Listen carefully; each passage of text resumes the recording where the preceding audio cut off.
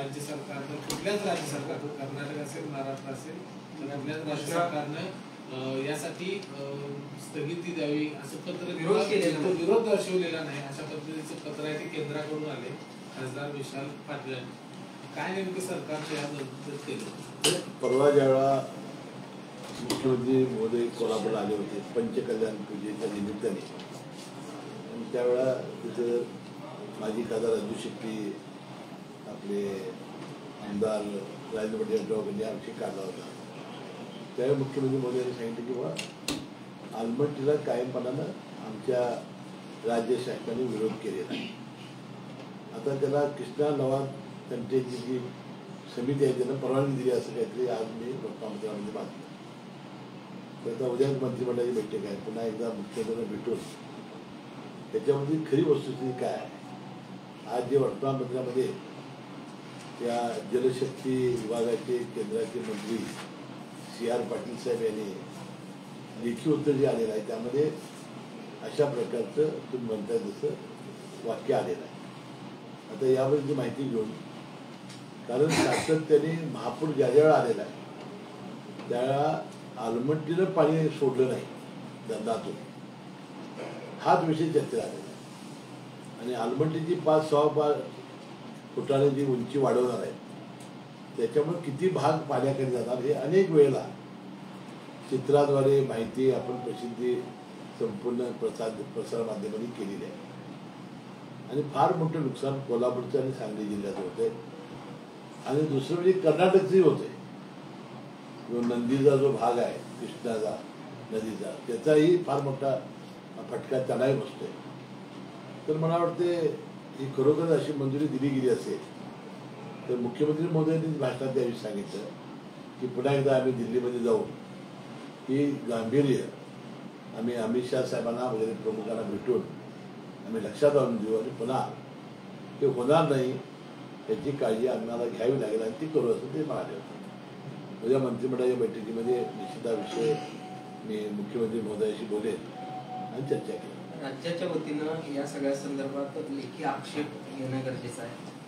सांगितलं जाते की आलमट्टीची उंची वाढवून दिली जाणार नाही, पुराचा फटका बसणार नाही, आम्ही काळजी घेऊ. मात्र लेखी स्वरूपात केंद्राकडे या संदर्भात तक्रार करणं आवश्यक आहे, ते अजून झालेलं नाही. ही माहिती तुमची आहे, परंतु मला तर असं वाटतं की ज्या वेळा महापूर आला त्याच्या वेळेला ही चर्चा झालेली आहे, त्याला अनेक वेळा विरोध झालेला आहे. परंतु अशा पद्धतीनं उत्तर का दिलं, कसं दिलं याची माहिती घेणं आणि हे नसेल तर तात्काळ केंद्राकडे जाणं आणि आलमट्टीची उंची वाढणं किती धोक्याचं आहे ते एकदा पुन्हा सांगणं हे आपलं काम आहे. करवा पण लवकर होणं गरजेचं आहे, कारण या पत्रानंतर कर्नाटक सरकार पुन्हा एकदा गतीनं त्याच कामाला लागले. उद्याच मंत्रिमंडळाची बैठक आहे, उद्याच आम्ही भेटू. सर, थोड्या वेळापूर्वी राजेश क्षीरसागरांनी शक्तीपीठ महामार्गासंदर्भात एक बैठक घेतली. त्या बैठकीमध्ये शक्तीपीठ किती महत्त्वाचं आहे या संदर्भातली चर्चा झालेली आहे आणि त्यांचं म्हणणं असं आहे की शक्तीपीठ होणार आहे. आपल्याला माझ्या माहितीप्रमाणे शक्तीपीठ हे कोल्हापूर जिल्ह्यात ही अधिसूचना रद्द करण्यात आलेली आहे. भूमी संपादनाची जी अधिसूचना असते ती रद्द करण्यात आलेली आहे. कोल्हापूर जिल्ह्यातल्या शेतकऱ्यांचा फार मोठा विरोध त्याला आहे. ठीक आहे, एखाद्या लोकशाहीमध्ये ते व्हावंसं वाटत असताना कोणाला होऊ नये असं वाटत असतं. परंतु आम्ही ग्रामीण भागातले आमदार असल्यामुळे शेतकऱ्यांचं प्रचंड नुकसान होत असल्यामुळं आमचा त्याला तीव्र विरोध आहे. आणि ती कल्पना सगळ्या मुख्यमंत्री महोदयांना, उपमुख्यमंत्री महोदयांनाही आहे आणि त्याचा फटका लोकसभेच्या निवडणुकीमध्ये आम्हाला काही प्रमाणात बसलेला आहे. पण त्याच संदर्भात आज विचारलं गेलं की संतोष आपल्या प्रचार सभेमध्ये GR दाखवला की कोल्हापूर जिल्ह्यामध्ये हा शक्तीपीठ महामार्ग होणार नाही. तर त्यावर त्यांचं असं म्हणणं आहे की निवडणुकीमध्ये काही लोकांना सांगावं लागतं म्हणून आम्ही कदाचित त्यांनी ते तसं सांगितलं असावं. सांगितलं मी जे नोटिफिकेशन जे झालेलं आहे त्याच्या कॉपीज मी संजय गाडगेंच्याकडे त्या सुपूर्द केल्या ना. आजही तेच अवस्था आहे.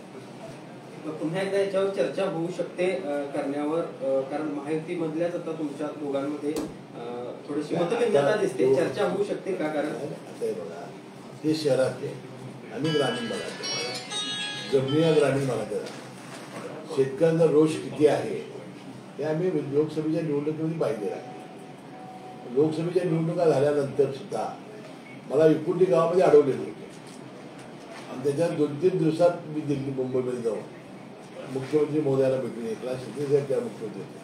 आपण ही प्रक्रिया रद्द करून आणलेली आहे आणि त्याच वेळेस त्याला सांगितलं की आम्ही सांगलीपर्यंत करणार आहोत आणि सांगलीच्या पुढं म्हणजे कोल्हापूरपर्यंतच्या रस्त्याला मी जोडणार आहोत. मग तो हायवेनं आता नवीन रस्ता झालेलाच आहे संकेश्वर टू गोवा. पण मुख्यमंत्री देवेंद्र फडणवीस सुद्धा नांदेडच्या कार्यक्रमात म्हटले होते की एकाही आमदाराचा या शक्तीपीठाला विरोध नाही. सांगलीपर्यंत ते सांगलीपर्यंत विरोध नाही असल्याचं म्हणलं. नवीन एक लेआउट या संदर्भातला चर्चा झालेली आहे की एक व्हायरल 3 लेआउट व्हायरल होत आहेत सगळ्याचे, त्यामुळं संभ्रम पुन्हा वाढले. अगोदर तुम्ही लिहून देऊ का अशा शब्दात देखील याच्याबद्दल प्रतिक्रिया दिली आहे. हा लेआउट हा जर ग्रामीण भागात जाणार असते, नवीन आता होते जुनं तर झालं तर नवीन आल्यानंतर आम्ही चर्चा करू ना कुठून जाणार आहे, त्या लेआउटमध्ये जमीन किती जाणार आहे. कारण आता जुनं तर आम्ही रद्द झालं असं समजलेलं आहे आणि आमची खात्री आहे की रद्द झालेलं आहे. आता जुनं नवीन काय ते बघितलं पाहिजे. कोपिरेमध्ये काल बोगस बिया खतांचा साठा मोठ्या प्रमाणात सापडला, तर 72 बॅगा पोलीस आणि कृषी विभागाने ताब्यात घेतलेल्या आहेत. शेतकऱ्यांची अशा पद्धतीने फसवणूक चाललेली आहे का किंवा काय समजलं काय समाजामध्ये अशी व्यक्ती असतात अशा किंवा लोकांना फसवणं भेसळ करणं, कधी दुधामधली असेल, अन्नधान्यामध्ये असेल किंवा तुम्ही म्हणता तेव्हा खतामध्ये असेल, बी बियाणामध्ये असेल, एक प्रवृत्ती कमी कष्टामध्ये जास्त पैसे मिळण्यात आहे. त्याच्यामध्ये आपण किती लोकांचं नुकसान करतो हे त्यांच्या लक्षात येतं. त्यांना कडक कारवाई करणं एवढा एकच दिलाच आपल्यासमोर आहे. संजीवराजे निंबाळकर यांच्यावर आयकर विभागाने कारवाई केली, त्यानंतर आज रामराजे निंबाळकरांनी स्टेटस ठेवण्यास सुरुवात तुम्ही केली, शेवट आम्ही करू. आता त्यामध्ये मला काही माहिती नाही, परंतु त्याच्यावर 2-3 दिवसापूर्वी इन्कम टॅक्सची ही झालेली आहे ते आपण आम्ही पाहिलेलं होतं. सोयाबीनची खरेदी खरं तर बंद झालेली आहे. सोयाबीन खरेदीचं आश्वासन राज्य सरकार पाळणार आहे का? कारण विदर्भ मराठवाड्यात खूप वाईट परिस्थिती निर्माण होते. आता उद्या मंत्रिमंडळामध्ये चर्चा होईल याची आणि योग्य ते निर्णय मुख्यमंत्री आणि दोन्ही उपमुख्यमंत्री घेतील. थँक्यू. तीर्थक्षेत्र योजना आहे ती बंद करण्याचे ज्येष्ठ नागरिकांना प्रवास एकनाथ शिंदेची ही योजना होती, फडणवीस आता बंद करता येते. अजून कुठे निर्णय काय? आता काय झालेलं आहे की निर्णय होण्याआधीच तुमचे निर्णय यायला होते. त्यामुळं अजून शासनाच्या वतीनं निर्णय झालेला असं ते म्हणाले. प्रस्ताव असेल किंवा चर्चेत असेल. आज खरं तर राज ठाकरे आणि मुख्यमंत्र्यांनी सकाळी एकमेकांची भेट झाली.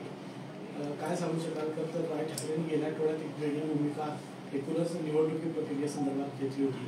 त्यात ही भेट होतीये. मोठी माणसं आहेत, फार छोटा मी येणाऱ्या निवडणुकीच्या पार्श्वभूमीवर असू शकते. आपल्याला काही माहिती नाही, तुम्ही त्यालाच विचारणार आधी सुईस करू ना.